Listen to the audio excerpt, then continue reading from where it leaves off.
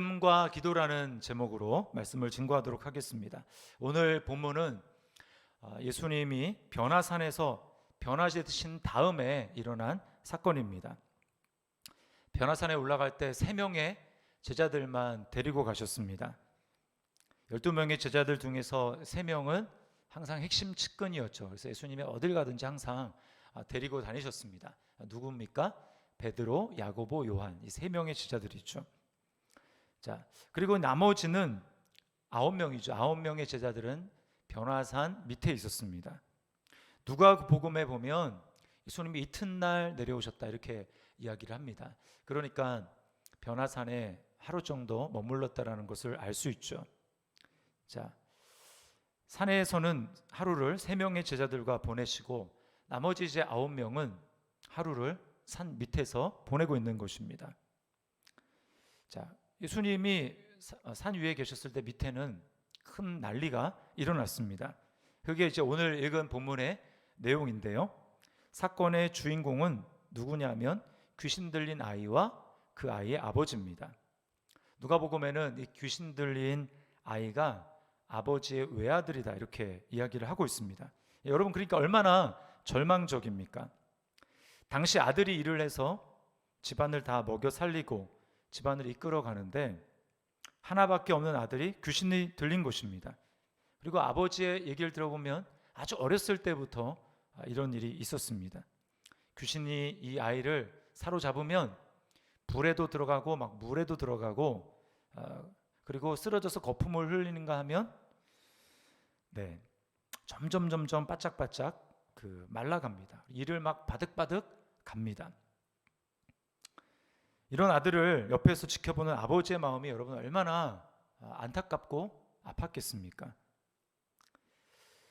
그러니까 이 예수님의 소식을 들은 다음에는 이 아버지는 아주 필사적인 마음을 가지고 예수님께로 온 것입니다. 근데 예수님은 마침 안 계시고 9명의 제자들만 지금 산 밑에서 이 아이와 아버지를 맞이한 것입니다. 그리고 예수님의 제자들에게 고쳐달라고 부탁했는데 제자들이 고치지 못했습니다. 제자들이 나중에 예수님께 이렇게 묻지 않습니까?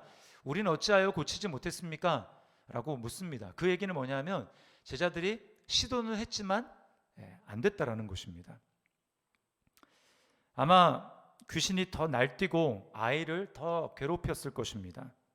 아이의 상태가 아마 훨씬 더 좋아지지 않았을 것 같아요. 14절에 보니까 큰 무리가 둘러쌌다고 합니다. 사람들이 이 광경을 보려고 이제 구경하려고 하는 것이죠.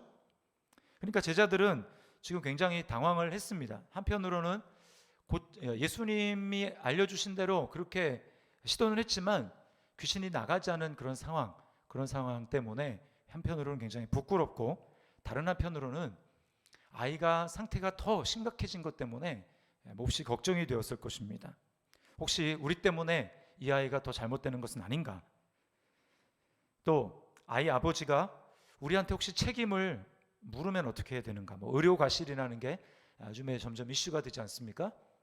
지금 고쳐달라고 했는데 고치기는커녕 더 좋아지지 않았기 때문에 아버지가 이 제자들에게 책임을 물었을지도 몰라요. 그런 두려움이 있었을지도 모릅니다.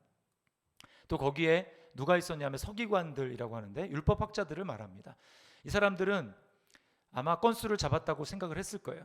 예수님을 잡아 넣을 올가멜 그 건수를 찾고 있었는데 지금 제자들이 이 아이를 더 악화되게 만들었기 때문에 아마 건수를 잡았다고 생각을 할 것입니다. 자, 이렇게 서로 논쟁을 하고 있을 때 예수님이 이제 등장하신 거예요. 그리고는 제자들이 쫓아내지 못한 이 귀신을 내어 쫓으십니다. 자, 예수님은 가능했고 제자들은 불가능했습니다. 그것을 오늘 본문이 대조를 하고 있어요. 자, 오늘 예수님은 여러분 읽어보셨겠지만 이 사건을 믿음과 기도라는 두 키워드로 설명하고 계십니다. 그래서 제가 설교 제목을 믿음과 기도로 잡은 것입니다. 자, 우리가 첫 번째 오늘 살펴볼 것은 주님은 우리에게 믿음으로 살 것을 촉구하고 계신다라는 것입니다. 예수를 믿어 구원받았고 생명을 얻은 다음에 주님이 우리에게 요구하시는 것은 무엇이냐면, 너가 그 믿음을 선물로 받았는데 그 믿음을 가지고 계속해서 살아라. 믿음은 장식이 아니고, 내가 너에게 준 믿음은, 구원 얻은 그 믿음은 계속해서 살아가라고, 의지하며 살아가라고 너에게 준 것이다. 주님이 그렇게 말씀을 하신 것입니다. 주님은 유독 제자들이 믿음으로 사는 것, 믿음을 계속해서 유지하는 것에 대해서 관심이 많으십니다. 여기에 굉장히 예민하고 민감하게 반응을 하고 계십니다. 다른 부분에 대해서는 예수님이 다 넘어가 주시는데, 제자들이 믿음이 마땅히 있어야 될, 믿음이 요구되는 상황에서 그들이 믿음으로 살지 않고 믿음을 보이지 못하는 부분에 대해서는 주님이 꼭 짚어 가시면서 책망을 하세요. 오늘 19절 말씀을 보십시오. 믿음이 없는 세대여, 내가 얼마나 너희와 함께 있으며 얼마나 너희에게 참으리요. 주님이 왜 이렇게까지 이 제자들에 대해서 책망을 하시는가? 우리가 그것을 알려면 이 믿음에 대해서 좀 더 깊이 생각을 해봐야 합니다. 여러분, 믿음이 무엇입니까? 믿음은 하나님과 연결되어서 접속되어 있는 상태를 말합니다. 하나님과 연결되어서 접속되어 있는 상태, 하나님의 세계에 지금 접속되어 있는 상태가 바로 믿음입니다. 하나님과 연결되어 있으니까 여러분, 놀라운 일이 일어날 것을 우리가 기대할 수 있겠죠? 자, 이것을 스마트폰을 가지고 한번 비유를 들어보겠습니다. 요즘에 스마트폰이 얼마나 잘 나와 있습니까? 좋습니까? 그건 뭐 거의 모든 것을 할 수 있어요. 그래서 모르는 정보를 검색할 수도 있고요. 그리고 공부도 할 수 있습니다.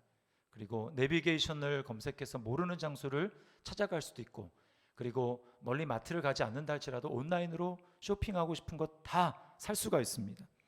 음식도 주문해서 먹을 수가 있어요. 또 지구 반대편에 있는 사람과 얼굴을 보면서 통화도 할 수 있는 것입니다. 만약에 한 30년 전으로 돌아가서 우리가 지금 누리고 있는 이 삶을 스마트폰을 이제 보여준다면 사람들 우리를 굉장히 능력자라고 생각을 할 거예요. 여러분, 이처럼 인터넷망에 연결만 되어 있어도 이렇게 놀라운 일들을 우리가 할 수 있다면, 하나님과 접속되어서 하나님과 연결되어 있을 때 우리가 얼마나 놀라운 일을 할 수 있겠습니까? 얼마나 놀라운 일이 일어날 수 있겠습니까? 그래서 예수님은 23절 말씀에 믿는 자에게는 능히 하지 못할 일이 없느니라, 이렇게 말씀하고 계십니다. 자, 그렇다면 여러분, 믿음이 이렇게 놀라운 일을 하나님과 접속되어 있기 때문에 이제 행할 수 있는 것이라면, 만약에 믿음으로 살지 않는다면 어떨까요? 그것은 단지 스마트폰으로 누릴 수 있는 그런 혜택들을 누리지 못해서 불편한 정도에 그치는 것일까요? 만약에 그렇게 불편한 정도로 그친다면 예수님은 이렇게 제자들에게 책망하지 않으셨을 것입니다. 내가 믿음으로 살아가지 않을 때에 우리는 세상 사람과 별반 다를 바 없는 삶을 살아가게 됩니다. 똑같은 수준으로 살아가는 거예요. 그래서 보여주는 모습이 뭐로 보여집니까? 다투는 것입니다. 다투는 거예요. 오늘 이제 그 서기관들과 이 제자들이 논쟁을 합니다. 14절에 보면 그들과 변론한다 그랬는데, 이 변론이라는 말이 바로 다투었다는 얘기예요. 서로 옥신각신 말다툼을 했다라는 것입니다. 여러분, 다툼은 언제 일어나죠? 다툼은 수준이 똑같을 때 다툼이 일어나는 것입니다. 정상적인 어른이라면 아이들이 가지고 있는 그 장난감을 내가 갖겠다고, 또 먼저 차지하겠다고, 과자를 더 먹겠다고 싸우는 그런 어른은 한 사람도 없습니다. 왜 그렇습니까? 수준이 다르기 때문에 그렇죠. 만약에 이 제자들이 귀신을 내어 쫓았다면, 믿음으로 살아서 이 서기관들과 거기 모인 사람들과 다른 수준으로 귀신을 내어 쫓았다면 어떻게 됐을까요? 이런 논쟁은 일어날 필요가 없는 것입니다. 거기 모인 사람들, 서기관을 비롯한 율법학자들을 비롯한 모든 사람들이 그냥 입을 다물었을 거예요. 귀신이 나갔는데 무슨 할 말이 있겠습니까? 이 사도행전에 보면 나면서부터 안진뱅이 된 사람을 베드로와 이 요한이 고치는 장면이 나오지 않습니까? 이 베드로와 요한은 믿음을 소유하고 있었을 뿐만 아니라 믿음으로 살았습니다. 믿음을 적극적으로 행사했고 믿음을 계속 유지하면서 살았어요. 그렇기 때문에 이런 놀라운 기적을 일으킬 수 있었던 것이죠. 자, 이것 때문에 산헤드린 공회에 잡혀가서 신문을 받습니다. 근데 거기 사도행전에 보면 어떤 일이 기록되어 있냐면 이 잡아온 그 공회원들 있지 않습니까? 대제사장들, 서기관, 장로들 이런 사람들이 뭐라고 하냐면 할 말이 없는지라 이렇게 얘기합니다. 할 말이 없었다. 그들이 담대하게 이 베드로와 요한이 증거하는 말을 보고 그리고 그 옆에 베드로와 요한이 고쳤던 이 안진뱅이 된 사람 그 사람이 옆에 딱 서 있는 걸 보니까 이건 빼박 증거잖아요. 그러니까 그들이 말문이 그냥 막혀버린 것입니다. 그래서 할 말이 없어서 위협해서 다시는 예수의 이름으로 예수의 부활을 전하지 말아라 이렇게 위협하고 이렇게 놓아줘요. 그리고 바로 이것이죠. 베드로와 요한은 거기에 있는 사람과 수준이 달랐습니다. 믿음을 가지고 살았기 때문에 여러분 세상 사람과 다른 수준의 삶을 살아간 것입니다. 그러니까 다툼이 없어요. 할 말을 잃어버린 것입니다. 그런가 하면 믿음으로 살지 않고 불신자들과 똑같은 수준으로 살아가게 될 때 우리는 이 땅의 삶만 추구하게 됩니다. 여러분 이 땅의 삶의 본질이 뭐예요? 딱 까놓고 얘기하면 그냥 어떻게 먹고 마시고 살까 이거 아닙니까? 어떻게 살아갈까? 그냥 육신의 생존 이것만을 위해서 골몰하고 염려하는 삶을 살아가게 됩니다. 여러분 이게 바로 이방인들의 수준이죠. 그들의 수준으로 완전히 전락해버린 것입니다. 우리 주님은 뭐라고 말씀하십니까? 마태복음 6장 31절과 32절에 주님이 이렇게 말씀하세요. 그러므로 염려하여 이르기를 무엇을 먹을까 무엇을 마실까 무엇을 입을까 하지 말라. 이는 다 이방인들이 구하는 것이라. 이방인들이 구하는 것이라. 무엇입니까? 너희들이 수준이 똑같아진다. 너희는 그런 자가 아니다 라고 주님이 말씀하는 것입니다. 그러니까 우리가 믿음으로 살지 않으면 믿음을 계속해서 유지하며 행사하며 살아가지 않을 때 우리는 세상과 똑같은 믿지 않는 사람과 똑같은 수준의 삶을 살아가고 이 땅에 먹고 마시고 하는 그 문제에 모든 마음을 빼앗겨서 살아갈 수밖에 없다라는 것입니다. 여러분 만약에 우리가 그렇게 살아간다면 우리의 모습을 보며 안 믿는 사람들은 우리에게서 뭔가 다른 점을 찾아낼 수 있을까요? 우리 모습을 보면서 하나님을 연상할 수 있을까요? 우리 모습을 보면서 아 진짜 천국이 있겠구나 지옥에 있겠구나 라고 하는 것을 생각할 수 있을까요? 할 수 없는 거예요. 여러분 우리를 보고 그들이 하나님을 떠올리는 것이 불가능하게 되는 것입니다. 그래서 마태복음에 보면 주님이 똑같은 이 사건에 대해서 제자들을 책망하시는데 오늘 본문에는 뭐라고 말씀하십니까? 오늘 본문에 주님이 믿음이 없는 세대요 라고 그냥 한 말씀만 하셨지만 마태복음에 보면 거기에 한마디 더 추가하셨어요. 뭐냐? 믿음이 없고 패역한 세대요. 이 패역하다라는 말을 주님이 하고 계십니다. 이 패역하다라는 말은 하나님을 거스르는 그런 태도를 얘기를 하는 거예요. 마음이 삐뚤어진 마음을 가리키는 것입니다. 이것은 주님이 하나님 없이 살아가는 세상 사람들, 그래서 마지막에 심판받을 세상 사람들을 주님이 묘사할 때 성경에서 쓰고 있는 말이 바로 이 패역하다라고 하는 말입니다. 여러분 그러므로 우리가 내가 예수님을 믿지만 믿음으로 살아가지 않는다, 믿음의 삶을 계속해서 살아가지 않는다, 믿음을 적용하며 살아가지 않는다 라고 한다는 것은 우리 매우 심각하게 받아들여야 하는 것입니다. 우리는 주님의 이 제자들에 대한 책망을 무거운 경고로 받아들여야 할 것입니다. 자, 그러면 어떻게 해야 우리가 지속적으로 믿음으로 살아가고 믿음을 유지하며 살아갈 수 있을까요? 그것은 두 번째인데요. 기도해야 믿음으로 살 수 있다라는 것입니다. 여러분, 믿음으로 살려면 기도 없이는 불가능합니다. 물론 말씀도 중요하죠. 그러나 여러분, 말씀을 읽고 기도하지 않으면 우리는 믿음으로 살 수 없어요. 29절 말씀에 오늘 이것이 굉장히 중요한 말씀입니다. 29절 주님 뭐라고 말씀하시죠? 이르시되 기도 외에 다른 것으로는 이런 종류가 나갈 수 없느니라 하시니라. 자, 그러니까 잘 보십시오. 제자들이 이 귀신을 쫓아내지 못한 것에 대해서 예수님은 믿음이 없기 때문이다 라고 말씀하셨는데 믿음이 없기 때문에 귀신을 못 쫓아냈는데 제자들이 왜 믿음이 없었냐? 그 결론을, 가장 근원적인 이유를 예수님은 기도하지 않았기 때문에, 너희가 기도 없이 다른 것으로는 이런 귀신을 쫓아낼 수 없다라고 하는 말은 너희가 기도하지 않았기 때문에 믿음이 생기지 않은 것이고, 믿음이 없었기 때문에 귀신을 쫓아내지 못한 것이다. 주님이 이렇게 말씀을 하는 것입니다. 여러분, 여기서 우리는 믿음과 기도의 상관관계를 보게 됩니다. 이게 바로 제자들과 예수님의 차이죠. 예수님은 절대적인 믿음을 가지고 계셨을 뿐만 아니라 그 믿음을 가지고 사셨습니다. 항상 믿음으로 사셨습니다. 우리는, 제가 이렇게 여러분에게 말씀을 드리면 여러분 아마 이렇게 생각할 것입니다. 예수님은 하나님이시잖아.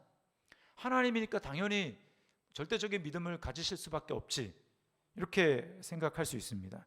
물론 예수님은 하나님이십니다. 그래서 예수님은 물 위를 걸으시고 또 풍랑과 바다를 주님은 말씀 한마디로 잠잠케 하셨어요. 그러나 예수님은 사람이라는 사실을 잊으면 안 됩니다. 주님은 사람으로서 우리에게 모범을 보여주시면서 너희도 이렇게 하라 라고 우리에게 말씀하신 것들이 많이 있습니다. 대표적인 게, 예수님이 십자가를 지시기 전에 수건을 허리에 두르시고 제자들의 발을 씻어주신 것이죠. 그러면서 주님이 하신 말씀이 뭡니까? 내가 주와 선생이 되어서 너희다 이렇게 하기 위해서, 너희가 이렇게 하도록, 섬기도록, 서로 섬기도록 하기 위해서 내가 본을 보였다 라고 말씀을 합니다. 기도도 마찬가지예요. 사실 주님이 신성을 드러내고자 했다면 여러분 기도할 필요가 없습니다.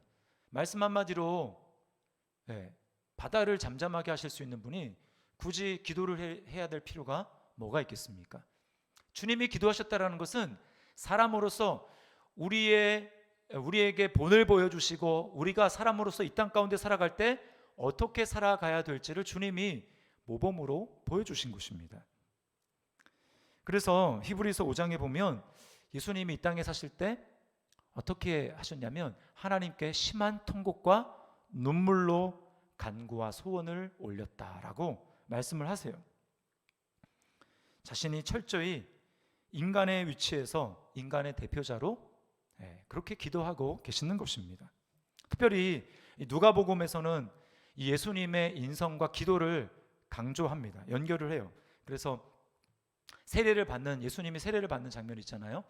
거기서 다른 공간 복음에서는 이런 표현이 없는데 누가복음에서만 뭐라고 하냐면, 예수님이 성령이 임할 때 그것이 바로 기도 때문이다 이렇게 얘기합니다. 누가복음 3장 21절 22절에 백성이 다 세례를 받을새 예수도 세례를 받으시고 기도하실 때에 하늘이 열리며 성령이 비둘기 같은 형체로 그의 위에 강림하시더니. 예수님이 그냥 하나님이기 때문에 예정된 성령님이 예수님 위에 임하신 것이 아니고, 기도하셨기 때문에, 하나님 앞에 간절히 기도하셨기 때문에 성령님이 예수님 위에 임하셨고, 그래서 예수님께는 성령과 믿음이 충만할 수 있었다고 이야기하고 있는 것입니다. 여러분, 왜 기도하면 믿음이 생길까요? 기도야말로 하나님께 접속하는 가장 빠른 길이기 때문에 그렇습니다.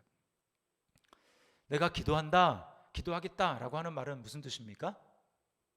내가 이제 인간적인 지혜와 방법을 내가 내려놓고 이제는 내가 하나님만을 의지하겠다라고 하는 고백 아닙니까? 하나님의 지혜와 하나님의 방법만을 내가 결정하고 따르겠다라고 하는 것이 바로 기도죠. 그 표현이 기도입니다. 이제는 내가 더 이상 사람을 찾아다니면서 아쉬운 소리하고 그렇게 하기보다는 나는 무릎을 오직 하나님께만 꿇겠다라고 결정한 것이 바로 기도입니다. 이렇게 하나님께 접속하는 순간 주님께서는 우리의 손을 붙잡으셔서 하나님이 계신 높은 곳으로 우리를 이끌어 주십니다. 그래서 내가 기도하기 전에는 마음속에 걱정이 있습니다. 근심이 있습니다. 그래서 세상 사람들과 똑같은 수준으로, 별로 다를 것이 없는 수준으로 살아가는데, 기도하면서 내가 하나님께 믿음으로 기도하면서 접속하는 순간 하나님이 우리를 이끌어 올리시면 어떻습니까? 수준이 달라집니다. 하나님과 함께 높이 올라갑니다. 독수리가 날개치며 올라가는 것 같이 높이 높이 올라갑니다. 그럼 어떻게 됩니까? 하나님이 뚜렷이 보이기 시작하는 거예요. 내가 잊고 살았던, 희미하게 보였던 하나님의 존재가 점점 또렷하게 생생하게 내게 경험되기 시작하는 것입니다. 아, 내가 하나님을 잊고 있었구나. 하나님이 내 삶 가운데 살아계시는데 내가 그 하나님을 잊고 있었구나. 크고 전능하신 하나님이 나와 함께 하시는구나 라고 하는 것을 깨닫는 것입니다. 그런가 하면 반면에는 내가 방금까지 걱정하고 염려하고 있던 문제가 굉장히 작아 보이는 거예요. 여러분, 이건 반비례 관계입니다. 하나님이 커지면 내가 걱정하던 염려하던 문제는 작아집니다. 반대로 문제가 커지면 하나님이 작아 보입니다. 이게 바로 기도할 때 우리에게 일어나는 일이에요. 작년에 이제 제 딸이 아주 폭풍 같은 이 중학교 2학년 중2 시절을 보냈는데, 그 중에서 많은 어려움, 커뮤니케이션의 어려움, 또 아이의 급변하는 모습들, 어려운 점들이 많이 있었지만, 그 중에서 참 힘든 시기는 뭐냐면, 이제 그 제 딸 아영이가 학교에서 이 학폭위에 이제 연루된 것입니다. 그러니까 이제 학부모 중에 학교 선생님이신데, 다른 학교 선생님이죠. 그 자기 아이가 왕따를 당했다고 해서 이제 학폭위에다가 신고를 한 거예요. 폭력 문제를 해결하기 위해서 학폭위가 꼭 필요한 것이긴 하지만, 문제는 학폭위까지 갈 문제가 아닌데도 불구하고 일단은 신고가 되면 무조건 학폭위를 열어야 된다는 것입니다. 그러니까 학교에서 이제 아이들을 이제 서로 사귀다 보면, 특히 여자아이들 같은 게 더 그렇죠. 이렇게 무리를 지어 다니지 않습니까? 나랑 코드가 맞고 잘 마음이 통하는 그 아이들끼리 서로 이제 몇 명씩 이렇게 다니는데, 한 아이가, 그러니까 우리 아이가, 아영이가 속한 그 그룹에 한 아이가 자기도 이제 끼고 싶은 거예요. 근데 여러분, 왜 친구들 중에서도 괜히 주는 거 없이 저도 별로 안 좋은, 마음이 안 가는, 마음에 들지 않는 그런 친구들이 있지 않습니까? 그 친구를 별로 이렇게 그 그룹에 같이 교제하고 싶지가 않은 거예요. 그래서 왕따를 시킨 건 아니고 그냥 좀 이렇게 했는데, 가까이 지내지 않고 그렇게 했는데, 그 아이는 왕따를 당했다고 이렇게 학폭위에다가 신고를 한 것입니다. 아직 결론은 이제 무혐의로 나왔어요. 자, 근데 그 과정이 참 힘들었습니다. 별것 아닌 문제 같은데, 제가 보기에는 별것 아닌 문제 같은데, 그것을 가지고 학폭위를 열고 거기에 경찰도 이제 한 명 출동하고 선생님들, 학폭위 담당하는 선생님들이 모여서 이제 그 아영이 친구들 몇 명이 이제 고소를 당했으니까 한 명씩 들어가 가지고 거기서 이제 너가 이랬니 저랬니 이렇게 물어보는데, 그 과정이 마치 이 아이가 대단한 범죄를 이렇게 저지른 그런 범죄자 취급을 받는 것, 그런 것이 이제 속상한 것입니다.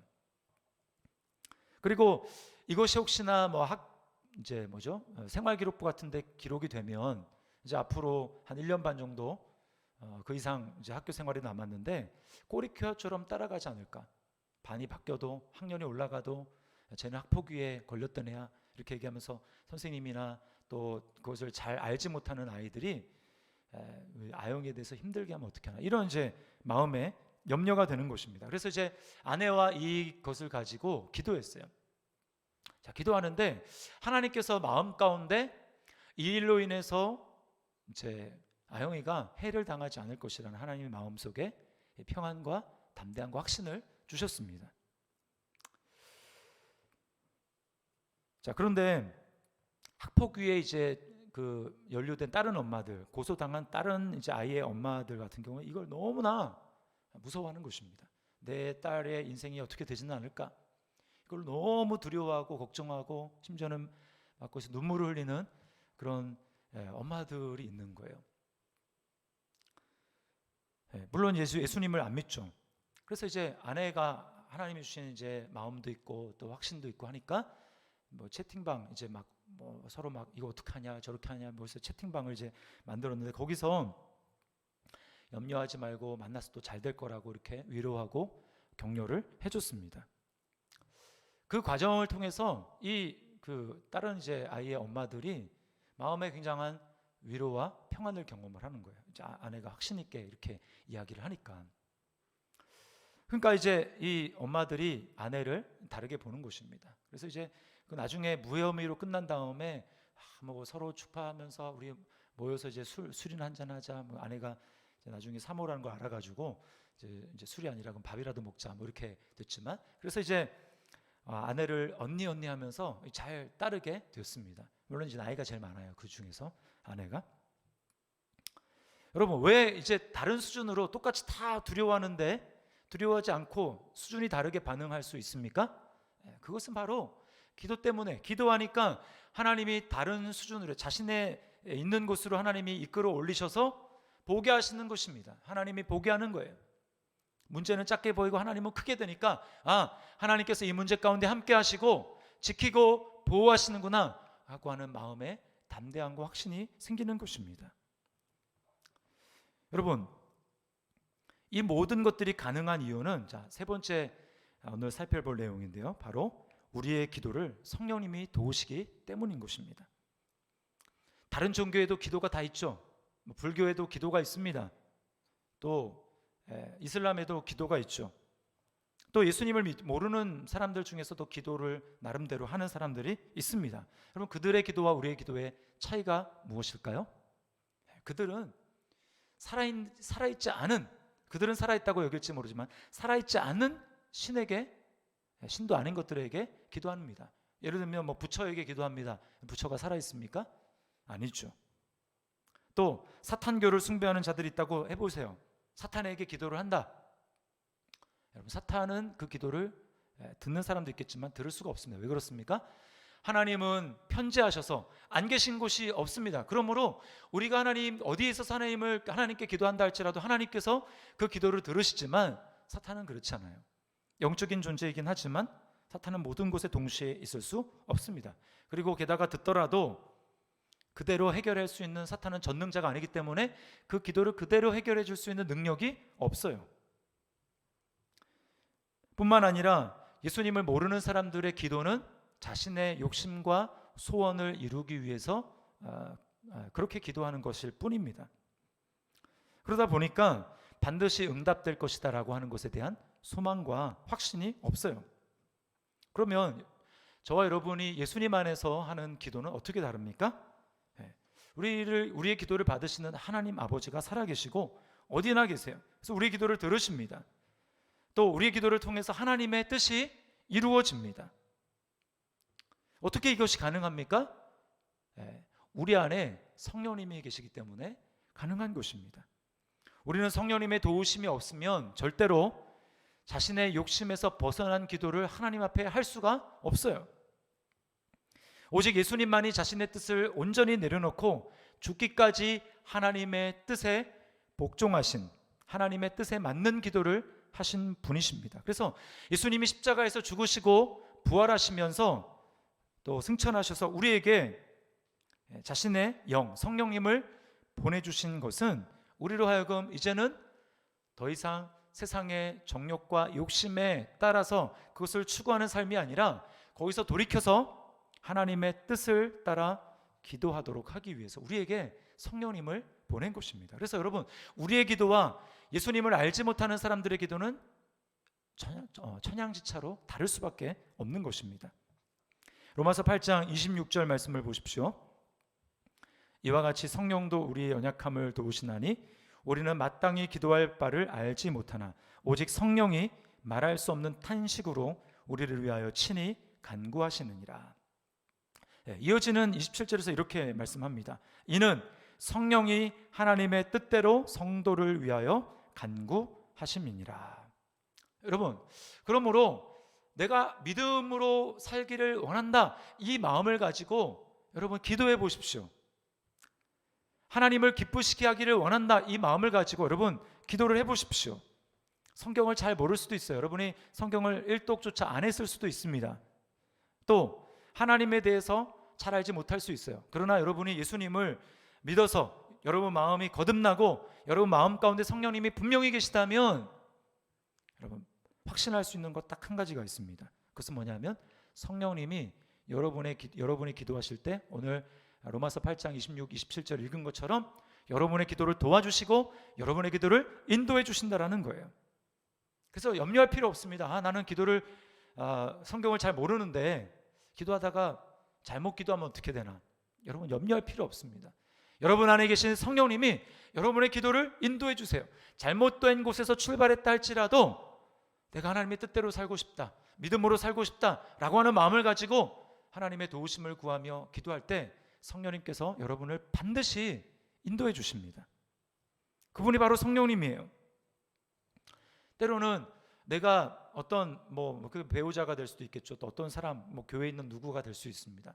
나한테 모질게 대하고 그래서 마음의 상처를 받아서 그 사람에 대해 가지고 하나님 앞에 막 이제 탄원하고 그렇게 할 수 있잖아요.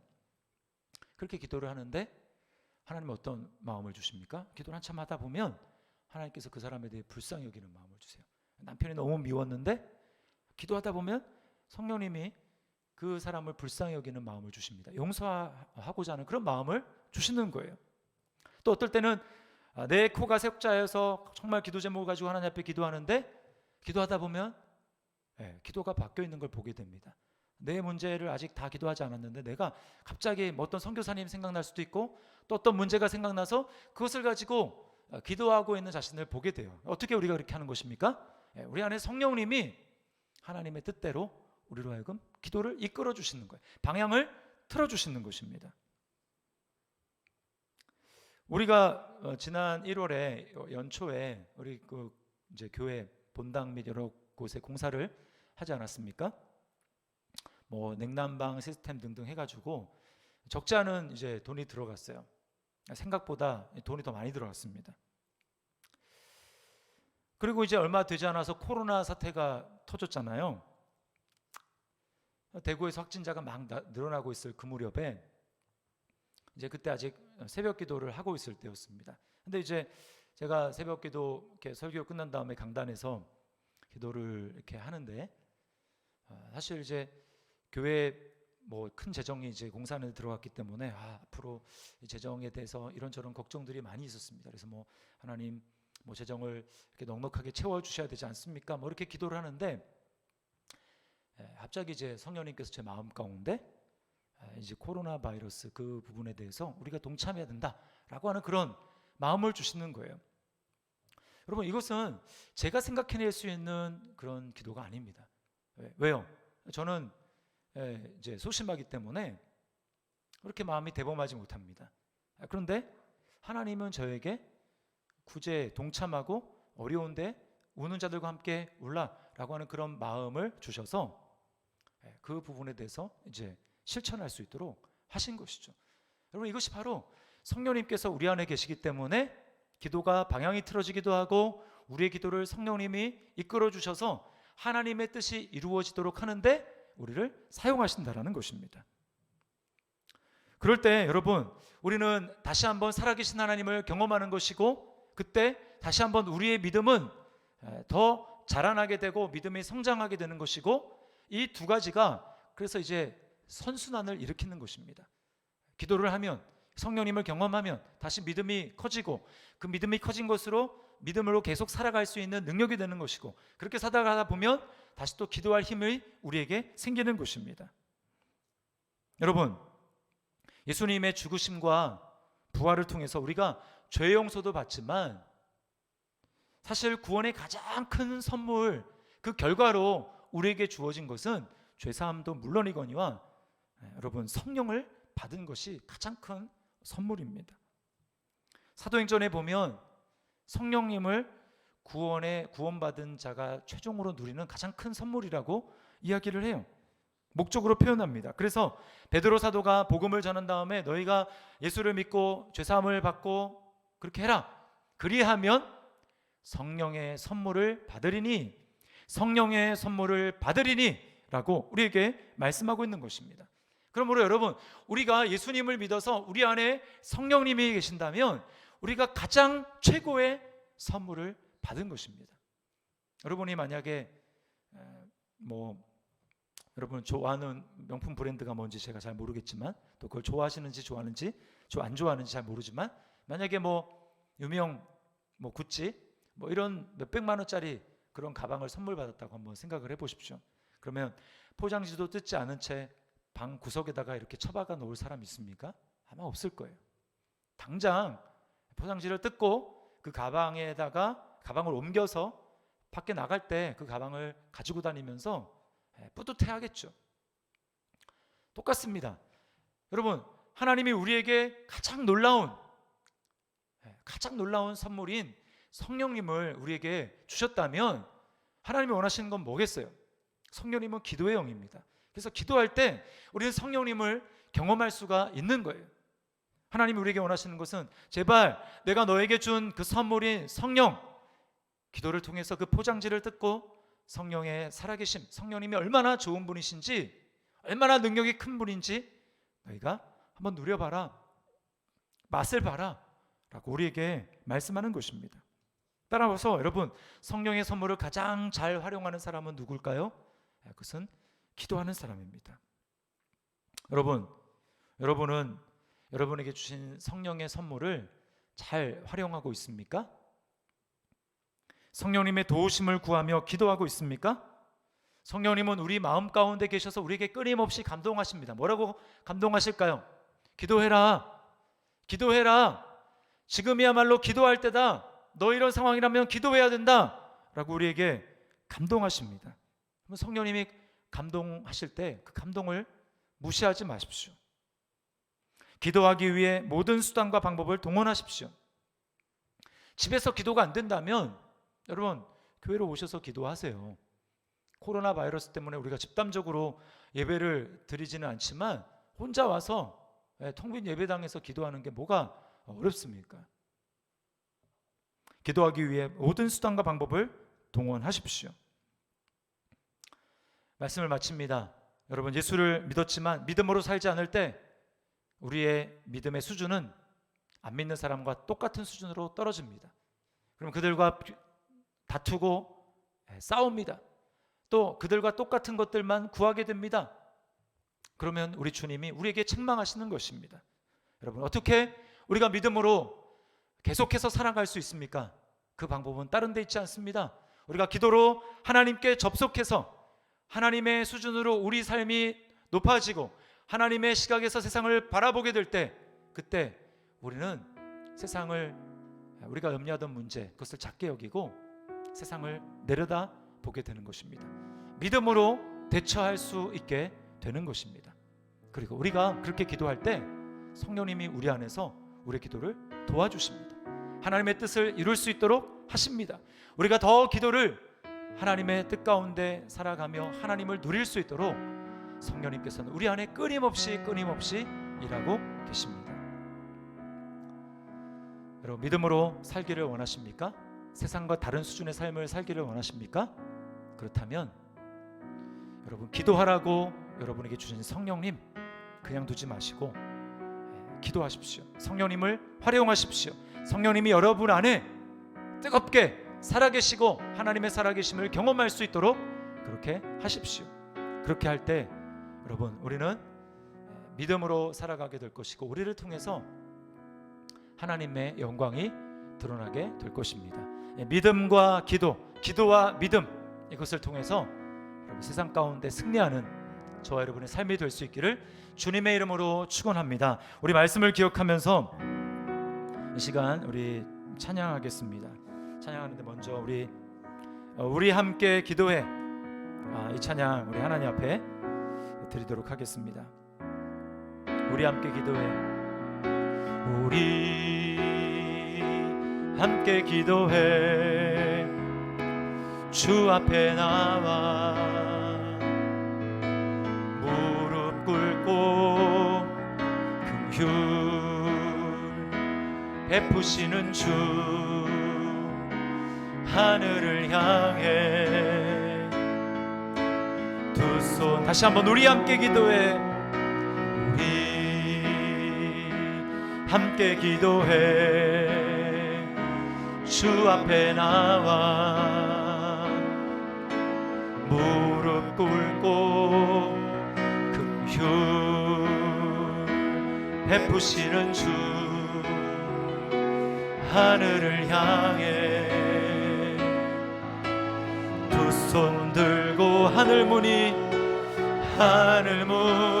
열리고 은혜의 빗줄기 이 땅 가득 내리도록 마침내 주 오셔서 의의 빗줄기 우리 위에 부시 하늘 문이 열리고 주님 이 시간 열어주옵소서. 하늘 문이 열리고 은혜의 빗줄기 이 땅 가득 내리도록 마침내 주 오셔서 의의 빗줄기 우리 위에 부시. 우리 처음부터 다시 한번 우리 함께 기도해. 우리 함께 기도해. 주 앞에 나와 무릎 꿇고 긍휼 베푸시는 주 하늘을 향해 두 손 들고 하늘 문이 열리고 하늘 문이 열리고 은혜의 빗줄기 이 땅 가득 내리도록 마침내 주 오셔서 의의 빗줄기 우리 위에 부시도록. 우리 성령님의 도우심을 간구하며 찬양합니다.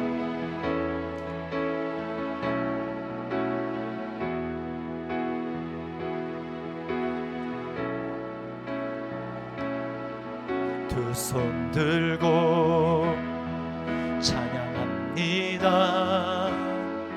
다시 오실 왕 여호와께 오직 주만이 나를 다스. 성령님의 도우심 없이는 기도할 수 없습니다. 다시 한번 두 손 들고 찬양합니다. 두 손 들고 찬양합니다. 다시 오실 왕 여호와께 오직 주만이 나를 다스리네. 나 주님만을 섬기리. 나 주님만을 섬기리. 헛된 마음 버리고 성령이 연애 영혼 충만하게 하소서. 다시 한번 나 주님만을 섬기리.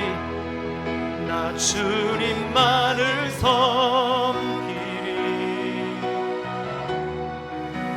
헛된 마음 버리고 성령님 도와주시옵소서. 성령이 연애 영혼 충만하게 하소서. 주님 앞에 내 생명 들이. 기도할 수 있도록 우리 성령님의 은혜를 구하며 처음부터 두 손 들고 찬양합니다. 두 손 들고 찬양합니다. 다시 오실 왕 여호와께 오직 주만이